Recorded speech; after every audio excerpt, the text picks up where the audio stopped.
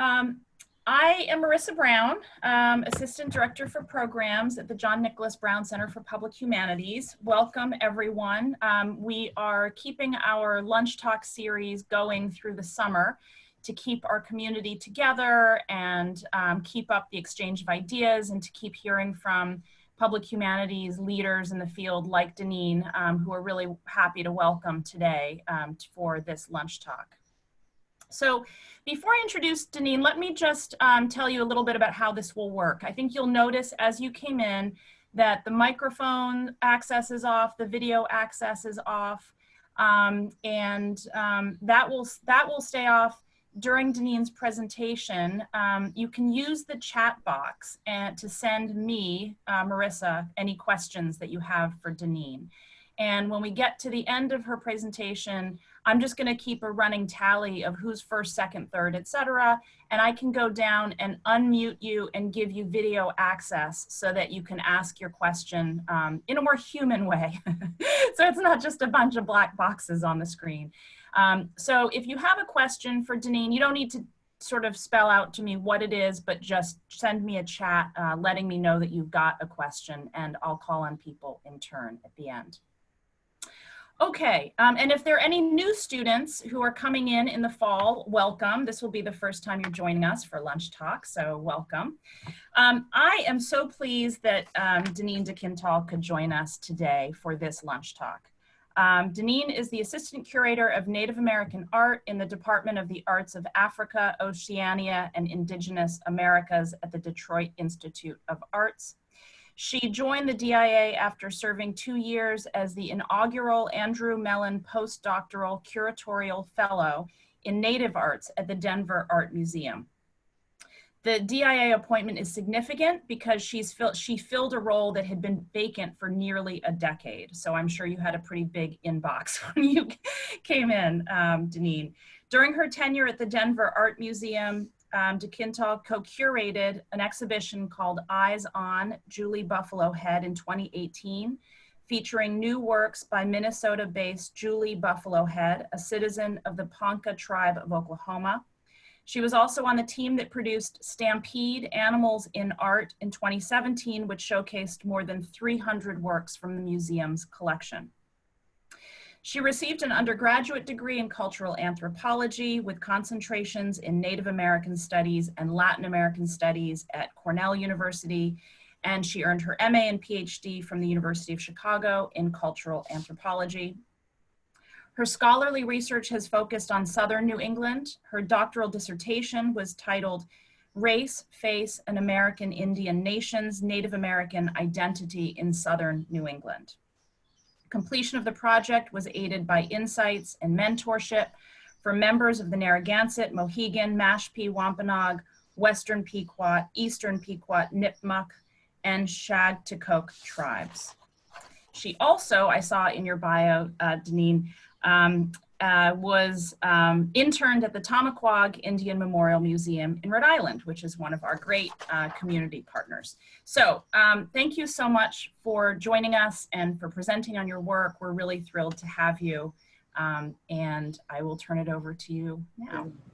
Thank you so much for having me, Marissa. I wanted to also say that Tamaquag was a very instrumental in putting me where I am today. I was mentored by Paula Dove Jennings, and that experience has impacted my life, and I'm very grateful to Tamaquag for what they did for me.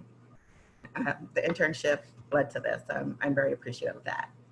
So thank you very much, and I am going to time myself so I won't go over. So today I would like to present my research findings to date about how the location and distribution of Southern New England Native American artworks contribute to the production of knowledge about these tribes and Native peoples, and in particular, how museums' treatment of these artworks reinforces a narrative of their disappearance. The Southern New England tribes included in my study are the Narragansett, the Pequot, Eastern and Western bands, Wampanoag, Nipmuc, and Scaticoke. Few non-Native museums outside of New England have significant Southern New England Native American collections. Of those that do, most rarely display these objects, and when they do, They often emphasize the historical past of these tribes using pottery shards, arrow tips, mortar, and pestles. Such presentation reinforces a narrative that these tribes no longer exist. Yet these nations have been continuously present in southern New England. While commonly imposed on Native American communities across the continent, these discursive strategies of native vanishing can be especially frequent in southern New England due to the intertwined history with African descent communities. Quotidian objects, such as mortar and pestles, baskets and vases, have been and continue to be part of the social and cultural lives of southern New England Native Americans. Further, Native craftspeople are influenced by the artifacts and artworks they encounter in museums, taking inspiration, for example, from designs found on ancestral museum objects to create tribal insignias and personal tattoos. Yet some southern New England Native artists may be excluded from gallery, museum, and art fair spaces over their ostensible lack of Native status. Thus, I also discussed the challenges that contemporary artists face when engaging with partially racialized museum narratives that their tribes have disappeared. I began my preliminary research for this project while attending the Smithsonian Institution Summer Institute in Museum Anthropology, also known as SEMA, where I examined the National Museum of Natural History's Southern New England Native American collection. My project intended to examine how native southern New England quotidian objects, such as mortar and pestles, baskets, and vases, become museum objects. More specifically, I wanted to examine how past constructions, designs, and embellishments of these objects influence cultural transmission in this area and how their interpretation impacts the Native American identity of Southern New England Native Americans. However, after my initial research resulted in 15 objects, including chisels, axles, pottery shards, and nothing with embellishments, I shifted my research to focus on collection practices and how the collection and donation of these objects contribute to the production of knowledge about the different tribes and Native peoples in Southern New England. During SEMA, small groups of 3 were escorted into the Smithsonian Suitland Storage Facility's collection. The majority of the time, I was alone with the collection assistant. I thought this was due to the size of the group, until a collection assistant commented that of all the researchers, I was the only one whose objects were primarily in the archaeology section. The majority of the items I was encountering were from the pre-contact period. The only recent objects I encountered were a Gayhead Wampanoag vase and an amulet from the Scatacode. The narrative the museum seemed to relate was that these tribes existed, disappeared for a period of time, and reappeared in the 19th century or 20th century. This was similar to one that had been related in history books, public records, and popular culture. Dr. Frederick Leach argues that the erasure of Eastern Indians is a phenomenon of many forms and contexts, from warfare to removal to social and economic marginalization, taking place from the beginning of the colonial period to the present. My findings at the Smithsonian encouraged me to investigate how museums contributed to this narrative of disappearance and how the physical location of Southern New England material objects contributes to the production of knowledge about these tribes and Native peoples.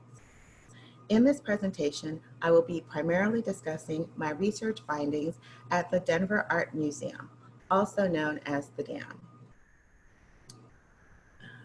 The Denver Art Museum's Native American collection has close to 20,000 artworks, representing nearly every tribe across the United States and Canada, and all artistic traditions created within these cultures from prehistoric times to the present. The collection helps illustrate that American Indian art is a vibrant and continuing tradition advanced by individual artists and craftspersons. It is known as the first art museum in the United States to collect Native art, and it Native art. It was also one of the first museums to use aesthetic quality as the criteria to develop a Native arts collection. I began by searching the DAM's database for artworks that were from Southern New England. The database did not recognize the classification Southern New England, so I searched by tribal name. The search identified artworks from the Wampanoag, the Mashpee, separate from Wampanoag, the Nipmuc, the Mohegan, and the Montauk. During this time, I realized that the database had a classification category, Northeast Culture Area. There was also an unknown makers category. Both of these categories included items from the Northeast with no tribal affiliation. Once I identified these artworks, I examined the accession files and the catalog cards that were associated with them. Anthropologist Dr. Frank Specht procured the majority of the artworks in these categories. Thus, I examined the correspondence files between Specht and the museum's curator at that time, Frederick Douglass. The DAM's Southern New England Native American artworks included a mortar and pestle, an owl, pottery shards, wampum shells, moccasins, but the majority of the artworks were baskets. Native Southern New Englanders are known for their decorated baskets made from birch bark, cattail, sweetgrass, bulrush, etc. They were used inside of wigwams to store food and other items. After contact, baskets became items which some Native people sold to settler colonizers as their livelihood. Native baskets are a significant part of the history and culture of New England. Although not my primary focus, during the process of photographing and physically handling the Southern New England artworks, I realized that some of the baskets were being moved to a holding space from which they would later be deaccessioned, removed from the museum. I was conducting research at the Denver Art Museum while they were in the midst of a major deaccession project that involved all of their departments in order to prepare for the closing and renovation of their North Building, which is now the Martin Building, which stored a majority of their collections and also housed the American Indian galleries. Having never experienced a deaccession project before, I inquired about how decisions are made about what artworks are removed from the museum's collection. I was informed that the decisions were made based on the condition of the artworks and whether the collection contained other artworks that better represented the region and time period. The majority of the baskets being removed were not tribally affiliated and were categorized as Northeast Culture Area. Since these baskets had no tribal affiliation, there were no tribes to contact about their welfare. Realizing that about half of these baskets were being removed, I investigated how their collection, display, and deaccession contributed to the narrative of the disappearance of Southern New England Native tribes. The baskets were accessioned during the 1930s and 1940s. Although there were other donors, Dr. Frank Specht was primarily responsible for helping the curator attain the majority of the baskets, as I mentioned before. Specht was one of the purveyors of salvage anthropology and wanted the Denver Art Museum to have a collection that represented the ethnological materials of the Native people of Southern New England. In a letter dated January 3rd, 1937, Frederick Douglass wrote to Mohegan Gladys Tantaquidgeon about Frank Specht's visit to Denver and its impact on the collection. As a result of this visit, I am well filled up with thoughts about Eastern art problems. It was grand to have Frank here. We went over everything I possessed and talked ethnology steadily for 2 days. Now that he has seen my collection, he is in a much better position to help build it up in an intelligent way. He seems to be interested in getting a good cross-section of Eastern material located here. Needless to say, I heartily agree. Specht donated artworks to the collection and encouraged Douglass to purchase baskets from his brother, Reinhold Specht, who had collected baskets in the New England area. At this point in time, The department's collection strategy was to make sure they had a good cross-section of Eastern materials in their museum. As a result of this strategy, the Denver Art Museum has a small but culturally significant collection of artworks from Southern New England. Of the 18 Wampanoag artworks, 4 were baskets, none of which were deaccessioned. 1938.1015, a maple splint basket labeled as very old, was obtained at Middleborough, Mass. Assawampik Lake. Probably made by Surveyor Gould Mitchell of historic fame as the 8th descendant from Massasoit. Baskets secured from Foster Sayville, formerly of the staff of Museum American Indian High Foundation, New York. This basket was made by the descendant of one of the most revered leaders of the Wampanoag tribe.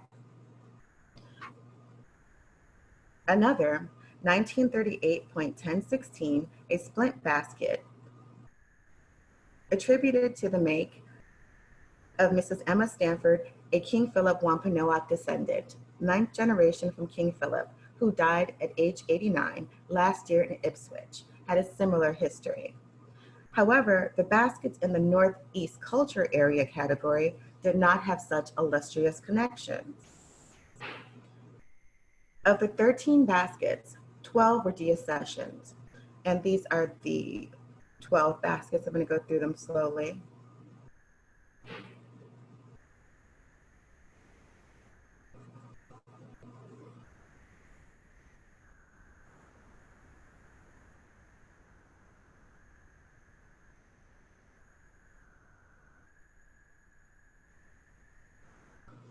All the catalog cards in this series ask the reader to refer to the card of the first basket assessed, 1944.15, in this series for provenance information. It states, this group of baskets, YNE-9-20G, were collected by Reinhold Speck, brother of Dr. Frank G. Speck, University of Pennsylvania, in northeastern Massachusetts and nearby sections of New Hampshire and Maine. They cannot be identified tribally, but all are unquestionably products of such tribes as the Massachusetts, Pennacook, Mohegan, Wampanoag. All were made in the early to mid-19th century, some perhaps earlier. The card clearly states their historical significance to the region, but their condition and lack of tribal affiliation made them less desirable representatives of the area. However, baskets that were tribally affiliated were also removed from the museum. 2 of these baskets were made by the Mashpee Wampanoag. In his book, The Predicament of Culture, James Clifford discusses how this particular tribe was put on trial in order to establish whether or not they were Indians. The catalog card of 1938.821 notes, Mashpee, Mass, from village of Mashpee, Wampanoag, Nauset of Mass. Rare old ash flint basket, maker unknown unless it was Eben Quippoch. Industry now extinct. Further spec note, 21038. From old village at Mashpee, Mass. Art no longer practiced. Of the 2 Nipmunk works, both are basket, one was deaccessioned. As the catalog card of 1938.850 states, the basket that was kept. The baskets were assessed together for comparative reasons. 2 splint baskets obtained from old collections in Eastern Mass, attributed to local makers of the descendants of the Nipmunk residing upon a state reservation near Grafton, Massachusetts. One of them shows the potato stamp marking and is therefore less common in the New England series than the freehand design painted specimen. The rare basket was kept and the other one was removed. Of the 12 Mohegan artworks, 6 were basket, 1 was removed from the collection. I share the history of some of the baskets, both those kept and those deaccessioned, to illustrate the historical importance of the damned Southern New England native basket collection and to illuminate the histories lost when these baskets were deaccessioned. Once these baskets left the collection, their catalog cards remained with the museum. Unless their new owners contacted the museum to inquire about their provenance, their histories do not accompany them. They did not accompany them.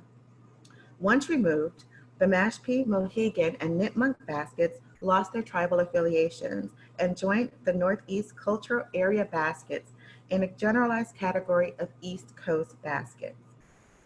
They lost their cultural distinction and disappeared into a category which represents a multitude of tribes. Although the dam still has baskets with ties to this region, with every basket lost, so it's a piece of history from an area where tribes still struggle to assert their existence. As for the baskets and other Southern New England artworks that remain in the museum, they find themselves competing for display space with all of the tribes that encompass the category of Northeast. The 2 floors of the Denver Art Museum's American Indian Galleries covered a 20,000 square foot area. I say covered because they are currently undergoing renovations, which are almost done. Galleries included the Plains and Plateau, Southwest, Arctic, Northwest Coast, Great Lakes, Northeast and Subarctic, Great Basin in California. Of the 20,000 square feet of gallery space, only 700 square feet were dedicated to the Northeast Gallery, which it shared with the Arctic region, thus limiting the display space to 4 to 8 artworks. The Northeast Gallery was responsible for representing more than 25 tribes while presenting traditional and contemporary art in the same space. Full gallery rotations occur about every 3 to 5 years. Due to limited space and time, in the last 10 years, baskets or artworks from Southern New England were not displayed, which means that contemporary artists from the region had not had the opportunity to have their works exhibited either. Southern New England Native American artists have and continue to exist in Southern New England. They have attended such institutions such as the Rhode Island School of Design and the Institute of American Indian Art. In this area, artistic traditions run in families. Deosa Summers, now deceased, was a Narragansett Choctaw artist whose work is not well known outside of New England, but still important to the artistic cultural history of the area. She was not enrolled in her tribes, but accepted as a Native artist. Her daughters, however, are both enrolled members of their tribes and are successful artists. Brenda is a pottery maker. Dawn is a photographer, cornhouse doll maker, designs clothing, accessories, and draws and paints. Their cousin Anawan carves wampum and wood. His cousin Venus is a multimedia artist who was well known for teaching traditional arts to Native people who wanted to rediscover these crafts. Her daughter, Yolanda, is a promising multimedia artist. Although they are all related, their tribal citizenships span different tribes, and some are unrecognized and some are recognized, which has created issues for them whether they are recognized or unrecognized, presenting their work. It has only been within the last 50 years that some Southern New England tribes have petitioned for and received federal recognition. Some tribes like the Eastern Pequot and the Schaghticoke received recognition only to have it revoked. Some artists have expressed the difficulty of finding space in museums to exhibit their work both inside and outside of New England. Outside of New England, they encounter a narrative of their disappearance. People are surprised that they still exist or are unfamiliar with their tribes. Both inside and outside of New England, they encounter questions about the validity of their existence. But this is not preventing these people from being Indian, tribal members, and producing art. The passing of the Indian Arts and Crafts Act of 1990 made it more difficult for those who did not have federal or state recognition to promote their artwork, thus impacting their livelihood because it defined who was an Indian and who was not an Indian. The Indian Arts and Crafts Act of 1990 is a truth in advertising law which prohibits misrepresentation in marketing of Indian arts and crafts products within the United States. It is illegal to offer or display for sale or sell any art or craft product in a manner that falsely suggests it is Indian produced, an Indian product, or the product of a particular Indian or Indian tribe or Indian arts and crafts organization resident within the United States. For a first-time violation of the Act, an individual can face civil or criminal penalties up to a $250,000 fine or a 5-year prison term, or both. If a business violates the Act, it can face civil penalties or it can be prosecuted and fined up to $1 million. Under the Act, an Indian is defined as a member of any federally or officially state-recognized Indian tribe, or an individual certified as an Indian artisan by an Indian tribe. Fear of being penalized or receiving jail sentences has made many artists wary of presenting their artwork in museums. These venues also reject them because they do not want to face penalties for misrepresenting Native American cultures. Even when artists can obtain letters from Indian tribes certifying them as Indian artists, they are questioned about their Native American identity. At a conference I attended, a curator was questioned as to why they commissioned artwork from a tribally certified artist instead of from a real Indian. To increase the visibility of Southern New England Native artists, they have to have a presence in museums outside of the Northeast. If you do not exhibit, you do not exist. Exhibitions are the building blocks of art history and therefore crucial in moving art from the private to the public domain. In the cultural politics of the past 2 centuries, exhibitions and the curatorial practice behind them constitute enduring and perhaps the most powerful means of selecting, staging, and ultimately canonizing art. In addition to the challenge of display space and federal recognition, the desire to be included in museum exhibits by Southern New England Native artists are often overshadowed by collection practices. For all collections, with each successive curator, the wants, the needs, and the focus for building the collection changes. When attaining contemporary artworks for their collection, the Northeast might not be their focus. And when it is, artworks from other areas of the Northeast besides Southern New England might be considered better representatives of the area. For example, the residents of Northern New England, the Passamaquoddy, are well known for their contemporary basket work.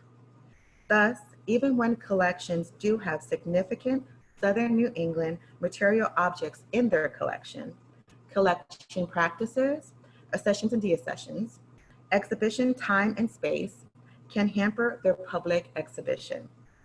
The visibility, or more often the invisibility, of these material objects continues to support the notion that these tribes have disappeared, impacting cultural production, cultural interpretation, sovereignty, and Native American identity in Southern New England. Thank you.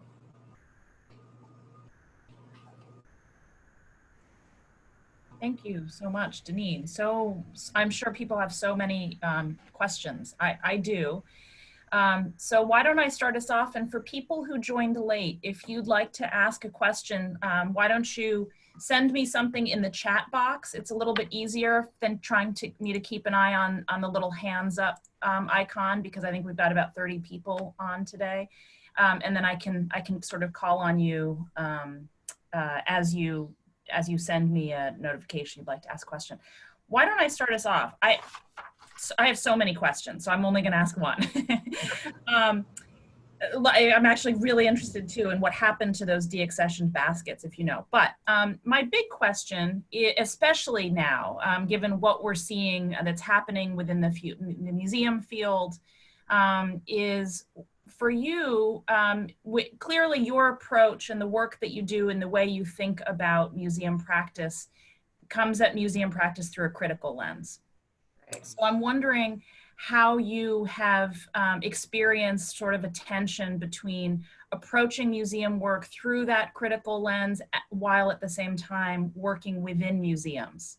And whether you could talk about that, because a lot of our students are really interested in museum work as well. And I think also think about them through that same critical lens. And so that's sort of something that they, you know, see as an issue on the horizon.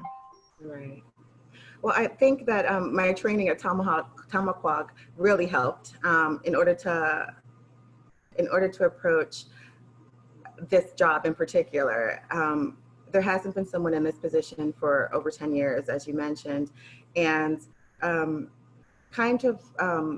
I've experienced issues trying to change some of the language when we approach Native American artworks. And there's still a resistance there. I'm not going to lie about that. People still want to see Native people, Indigenous people, people of color in general in a specific way. And I think in part, you know, as a museum curator, we need to push back against those forces.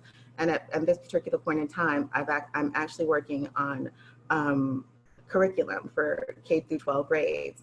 And part of the conversation was changing some of the terminology, and we encountered resistance because, well, I encountered resistance because this language wasn't necessarily in their textbooks. And I think we have to start in kindergarten and in preschool, if we can, changing the perceptions of Indigenous and Native peoples.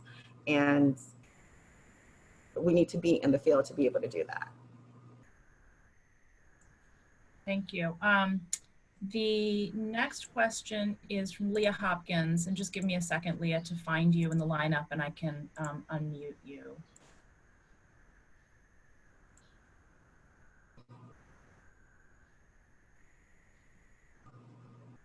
Oh, hold on. You know what? I'm going to go to Loren. And Leah, if you came in under a different name, because sometimes that happens when you come in, just send me that text and let me know how. Ah, I see you. I see you. Okay. Can you hear me? Can everyone hear me? Okay. Hi, Denene. Thank you very much. I really appreciate it. I'm the community engagement specialist at the Half and Ref Museum. So I'm responsible for building our outreach bridges between tribal communities and the museum. I really want to thank you for your presentation. A lot of what you said echoes a lot of my thoughts in how I feel about the lack of Indigenous representation of New England people in museums, especially outside of New England. I found the whole deaccession project very concerning. And I just wanted to ask if you had any further information about what happened specifically to the tribally ID'd baskets when they were deaccessioned, and if the tribal communities were contacted or had a say in this. I'm quite sorry that this happened. And so I was just curious if you knew anything further. Sure. I just want to remind people that I was a fellow, and I didn't necessarily have a voice for that, you know, but I did follow the baskets, and the baskets, because I took an interest in them. The baskets were, art museums are different from natural history museums as to what they are responsible for keeping, and that was one aspect of it. And as I said, one of the criteria was aesthetics quality. The baskets were actually sold at auction, and I do have the catalog where they were sold. But when I was there, I wasn't aware of anyone who contacted the museum to follow up on the basket's origin, but that could have changed. Thank you very much. That is very unfortunate. Would you mind providing just the catalog information at some point? Sure. I can also provide you with my email too in the chat. I was going to do that. Yeah. Okay, great. Yeah. Great. Thank you very much. You're welcome. Okay, great. Loren, let me just unmute you. I think you should be unmuted now. Go ahead. And welcome, and good to see you. And I'm glad you could make this. Hello, Denene. Hello, everyone. Nice seeing you. Nice seeing you. Wonderful job. It was very, very interesting. A lot of different parts of it were super interesting, but I was, a couple of things came to my mind, particularly that weren't part of your presentation, but just kept rolling to the top of my head. I was wondering, just in your experience, just in all the different places that you've been and that has accumulated all of this wonderful work, I'm wondering if, in particular in the research, if you saw how these museums were applying NAGPRA to these art items, what they're labeling as art or craft. I'm not really a fan of the word craft because I feel like it always lessens. It's less for people of color and women. In general, they call art craft. Then other people might have a definition, but I personally don't like it. But nonetheless, I'm just wondering about that, because sometimes there's things that someone outside of the community might consider as art that is actually something that was, you know, respecting someone else and part of funerary processes for communities, and whether there was any of that that came up in protecting these cultural belongings. Both the institutions, Denver had completed the process of NAGPRA, and that was part of, they had notified everyone about what they had that needed to be repatriated by that date before I went there. And the Detroit Institute of Arts has done a similar thing. So yeah, for the two institutions that I worked at in depth, they have followed the processes of NAGPRA. And right now I am working on cultural sensitivity issues here. And Denver was a little bit further, well, Denver was ahead when it came to cultural sensitivities, because as I said, this spot has been vacant for 10 years. So we're working on it, and I'm working on it here. Yeah, I was very interested in the curriculum work that you're doing as well, because I'm sure we all could be supporting each other, because there's resources that we're all doing kind of in that way. And it's such a pervasive national issue to improve the education, preschool to 12, and certainly college and beyond as well, in all cultural competency areas. So. Well, Lauren, I take that as an open invitation to get in contact with you. Oh, always. Always, you're welcome to. And I certainly will love to have the same thing, the link to the catalog that you were sending to Leah. Oh, well, I will, I'll do a PDF. Perfect, thank you. It's gonna take me a little while to, I have the catalog and I just saw it, but I'm still unpacking. It's been a slow process. Okay, Alice, I think I succeeded in unmuting you for your question. Go ahead. Oh, okay. Well, this, your discussion of the impact of, rules about who's Indian and who can go to museums and what the penalties are for that, that is also a very moving part of this presentation, and how it erases Indigenous artists if they can't get into these museums. So knowing you have your little critical thinking hat on all the time, do you have any thoughts on how that language might be revised to make it more inclusive beyond the strict federally recognized definition of tribal artists, but without letting in a stampede of wannabes? Right. I mean, because it is a complicated problem, but so how, do you have any thoughts on how that might be addressed? That's a really good question, because thinking about this paper and being in the midst of COVID, Black Lives Matter, and then the attack on Mashpee sovereignty, that started to make me think about, like, it blew my mind, because some of you are familiar with the artists that I mentioned, and I'm like, what if this administration does succeed with an attack on Indigenous people? What does that mean for artwork that's in the museum, artwork that I'm trying to attain for the museum? What I have had to relabel artwork from tribes that might have been erased from the history books, that really concerned me. And I'm like, that's like the worst case scenario. I think that the conversation would have to begin with the BIA. And I actually started this conversation because I was at an event, and I encountered one of the people that works for the Indian Arts and Crafts Board. And I asked her, like, how do you find people who you suspect or who you feel are not Indigenous and shouldn't be in museum spaces? because an incident like that actually occurred when I was in Denver, where one of the artworks was questioned by one of the board as to the artist was one of the people who were certified as a Native artist by a tribe. And they asked for updated information. Even though the letter was on file, the letter was over a year old, and they asked for the letter to be updated because they were concerned about that artwork in that space.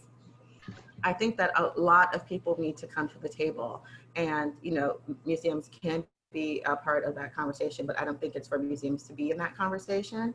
But I think that tribes and the Indian Arts and Crafts Board need to have a revised conversation, because it makes it more difficult when you want to bring in artwork from people who are recognized by their Native peers and like Indigenous tribes as Native American, but the Indian Arts and Crafts Act might say something different.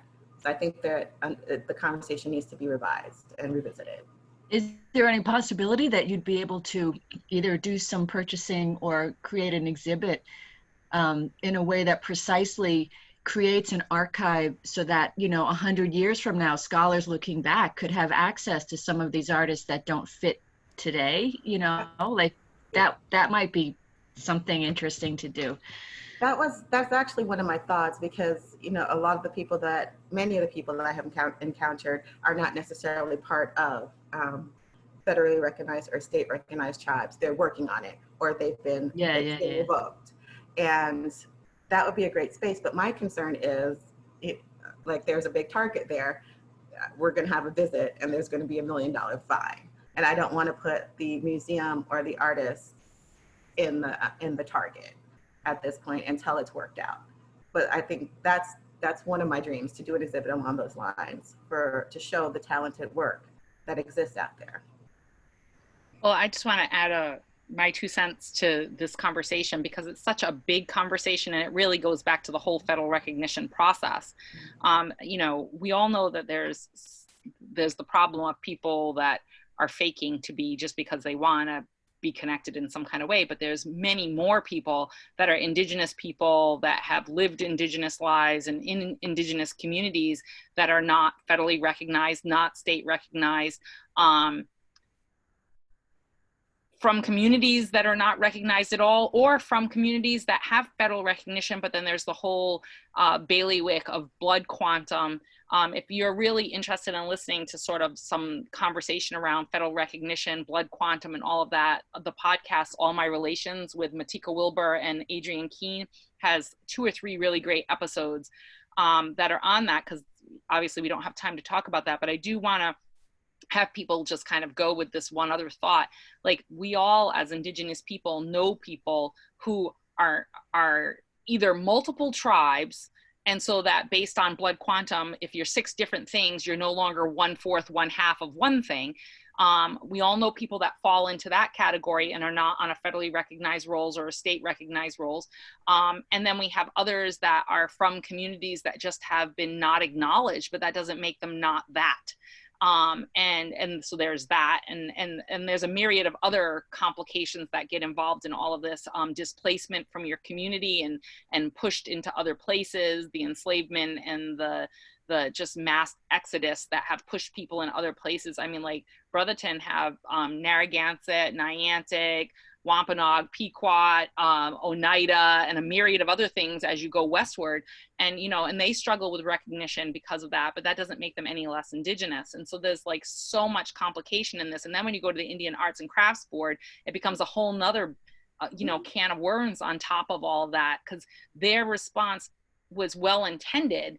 And that was to stop what was happening in the 70s and 80s, where everybody and their brother was making Native art and really breaking the market for Indigenous people so that they couldn't even make a living at it because they were selling it so inexpensively, being mass produced and all of that kind of stuff, which might have been well-intentioned, but it has really affected and hurt a lot of Native people. And I've witnessed it with people that have been attacked by their identity, I mean, who they are and have always been being attacked because they're a Native artist.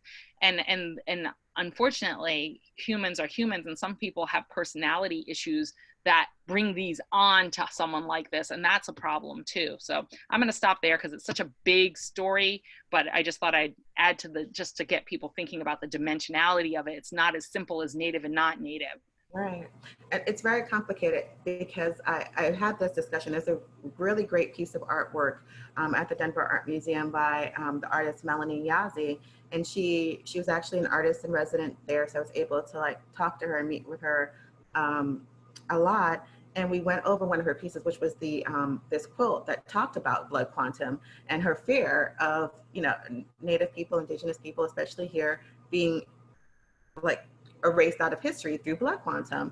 And that it brings on the worst case scenario in my mind, especially after what happened at Mashpee. You know, are we no longer going to be able to have contemporary Native art in gallery spaces because this administration is like going to try to obliterate these communities?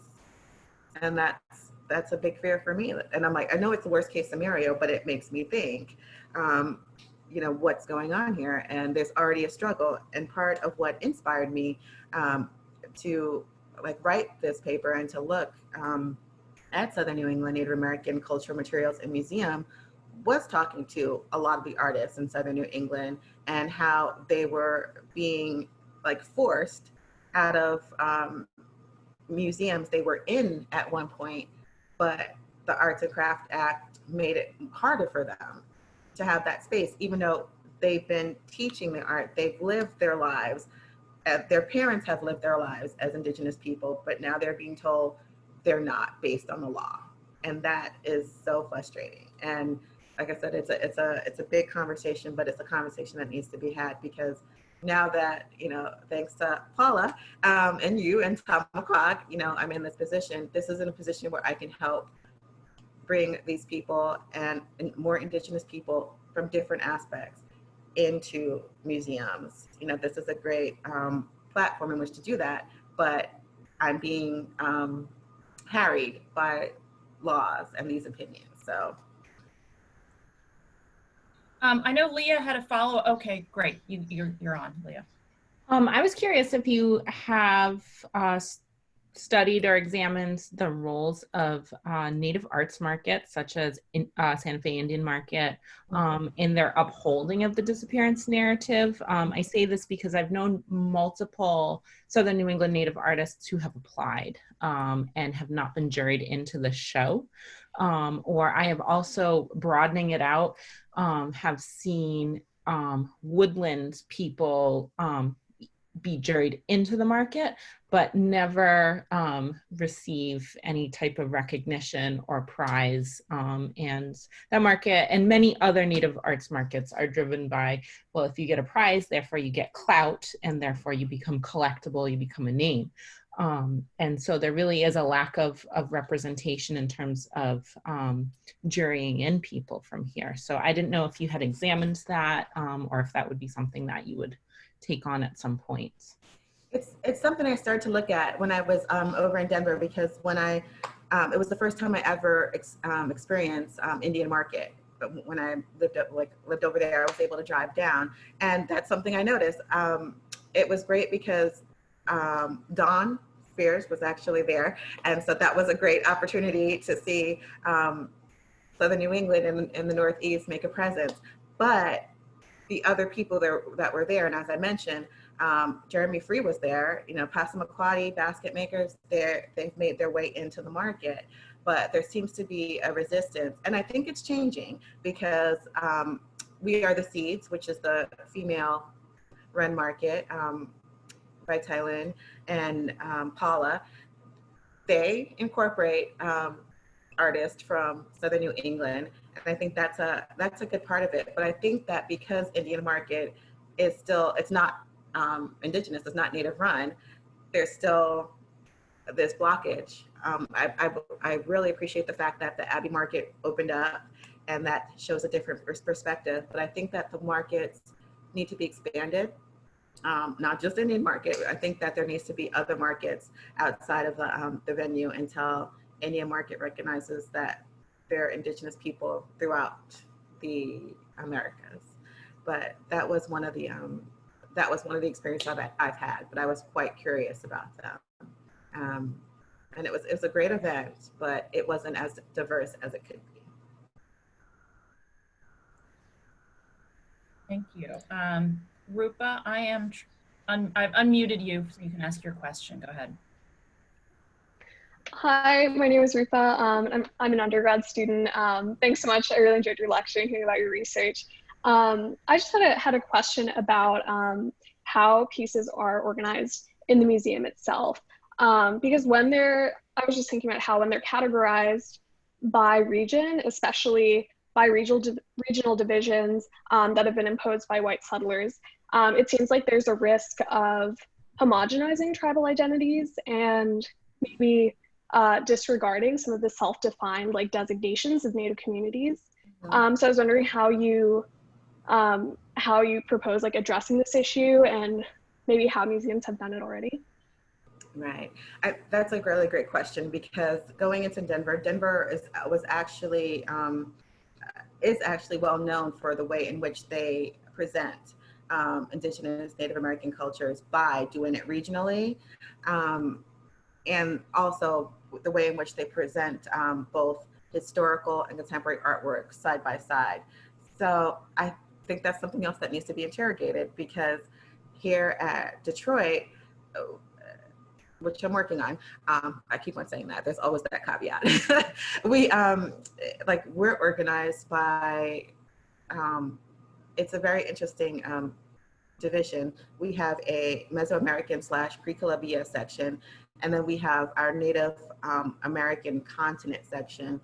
It's Cosmos, then it's Northwest Coast, and then there is a section where cultural identity. So it's kind of fragmented. So I've actually seen different ways in which to interpret it.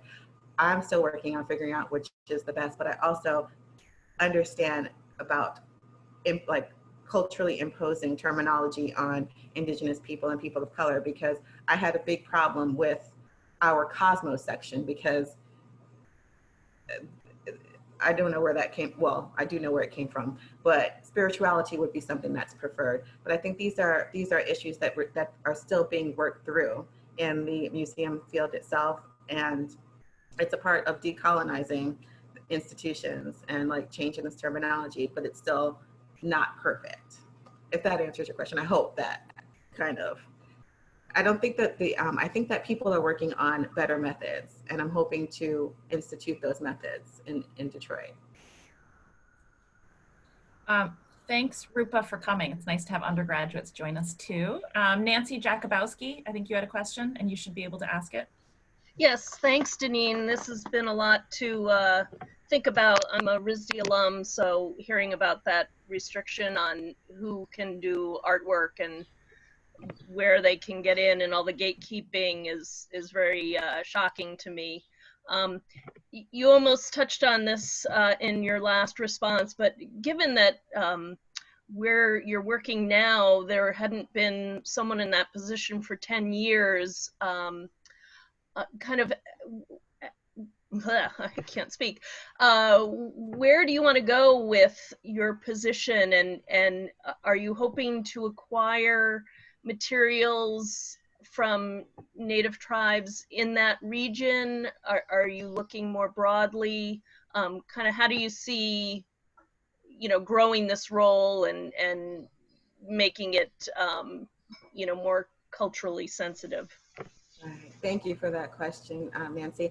In part, you're quite right. I am working on getting more Anishinaabe, Ojibwa, Potawatomi people in this area. I'm trying to get contemporary artists from this region into the museum space, because one of the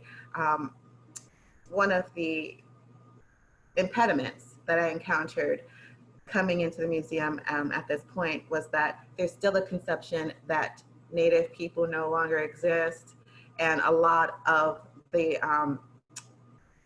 a lot of the verbiage that I would experience, like when people didn't know who I was, it was very easy to walk behind and listen to tour groups and whatnot. And I would hear, the Native people did this, the Indigenous people did this. And I'm like, you're in Michigan. Do you know whose land you're on? And of course not. But that's what the museum is here for, to teach that. And that's why I am working on getting more Anishinaabe, Ojibwa people in the museum at this point. We actually had a great acquisition. It was a gift, and it was one of the best gifts anyone could get, especially coming from my love of baskets, which I do have.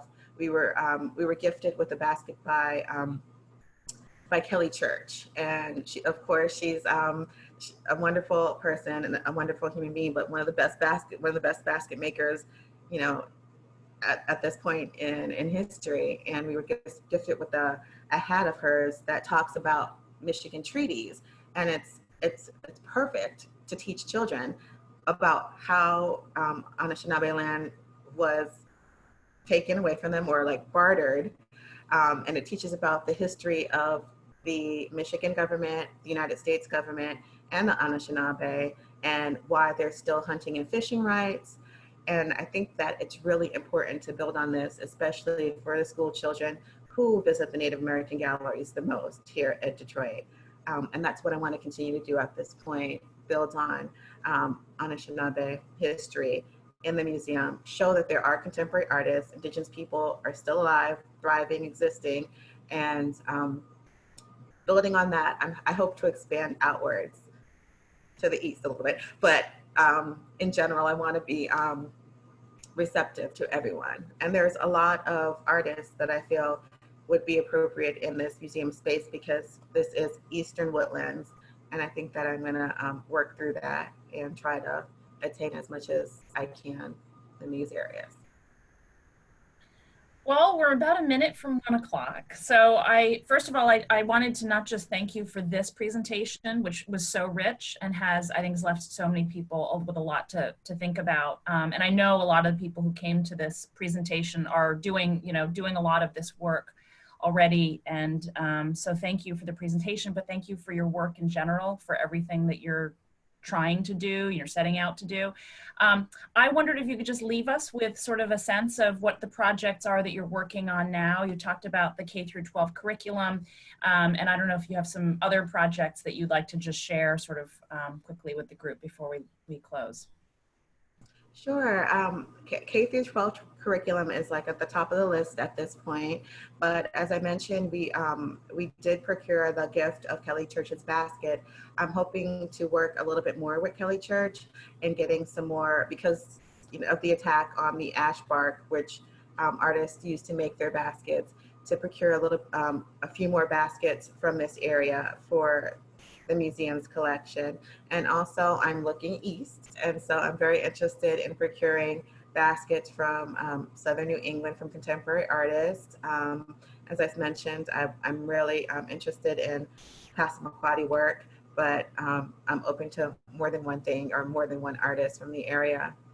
I also am trying to bring in a contemporary Native American exhibition in the near to distant future to show people contemporary Native artworks and Native artists. I really appreciate it, Hearts of Our People.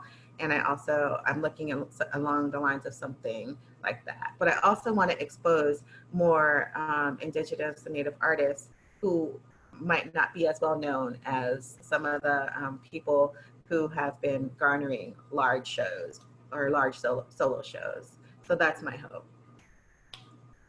Thank you so much. I hope this isn't the last time that we get to connect with you, and good luck with everything that you're working on, and to a positive reopening in Detroit in a month or so, the museum. Thank you so much, Marissa, and thank you, everybody. It was great to see new faces and old ones.